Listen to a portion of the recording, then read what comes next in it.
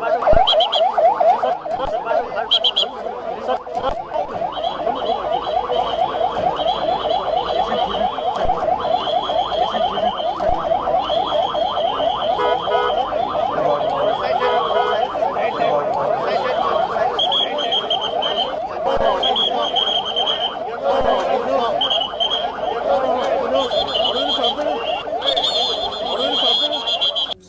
आमा बुवा दाजुभाइ दिदीबहिनीहरू मेरो घरमा प्रहरी आएको छ।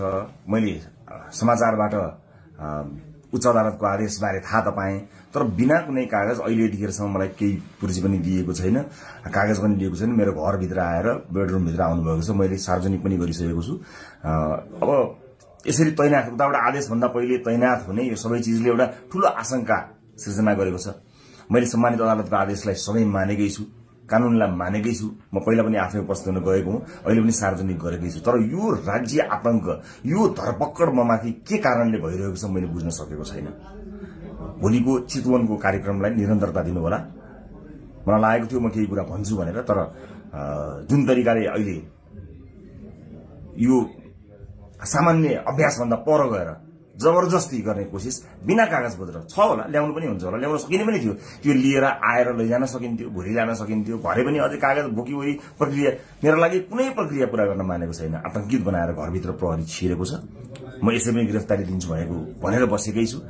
जे होस्, आम नागरिकले सब चिज हेरिरहेका छन् भन्ने मलाई विश्वास छ। न्यायको लडाई म एक थोपा रगत रहुन्जेल लडिरहन्छु। यहाँले साथ दिनुहुनेछ भन्ने विश्वास मैले लिएको छु। मैले कुनै गल्ती गरेको पनि छैन, कुनै अपराध गरेको पनि छैन, तर संसारकै सबैभन्दा ठूलो अपराधीलाई जस्तो ममाथि गरिएको यो व्यवहार आम जनताले हेरिरहेका छन् भन्ने मैले विश्वास लिएको छु। म धेरै केही भन्दिनँ। म सम्मानित अदालतप्रति अझै पनि आशा र भरोसा राखेर कानूनी प्रक्रियामा सघाउनको लागि परिरहेको छु। यो दुनियाँका जति पनि न्यायालयका ढोकाहरू छन् ती सबै ढोका ढकढक्याउँछु आफ्नो न्यायको लागि। र मलाई थाहा छ यहाँहरूले सबै कुराको साक्षी बसेर हेरिरहनु भएको छ होला भन्ने मैले विश्वास लिएको छु। म यति जानकारी मैले दिनु उपयुक्त ठानेर मैले यो भिडियो रेकर्ड गराएको छु। चितवनमा जति पनि मेरा आदरणीय मतदाता आमा बुवा दाजुभाइ दिदीबहिनीहरू हुनुहुन्छ, भोलिको कार्यक्रम नरोक्नु होला। अन्य साथीहरू आउनुहुन्छ, उहाँहरूले कुराकानी गर्नुहुनेछ, निरन्तर चलिरहन्छ। मलाई यिनीहरूले हत्या नै गरेछन् भने पनि नेपाली मतपत्रमा घण्टी चुनाव चिन्ह बसेको छ। मलाई आशा छ यो एउटा आशा र भरोसाको आवाज हामीले बुलन्द पारिसकेका छौं। निरन्तरता प्रदान गर्नुहोला। म कानुनी लडाईँमा छु।